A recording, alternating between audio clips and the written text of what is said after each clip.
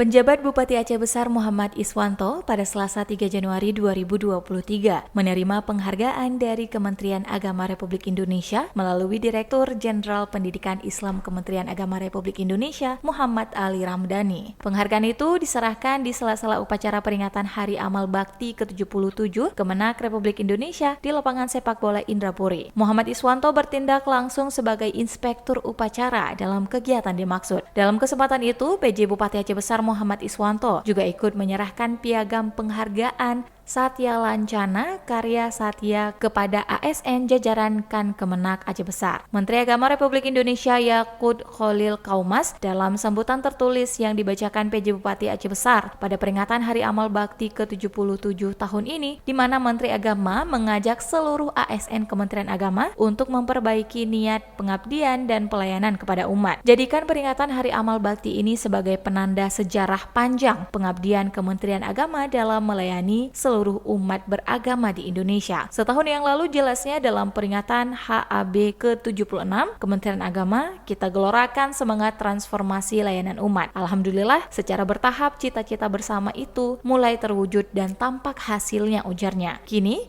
Kementerian Agama telah terlihat berubah, birokrasinya lebih lincah dan responsif. Transformasi digital mulai berjalan, semua itu merupakan upaya meningkatkan kualitas dan mendekatkan layanan kepada masyarakat. Lembaga pendidikan binaan Kementerian Agama juga terus berprestasi di level nasional dan internasional.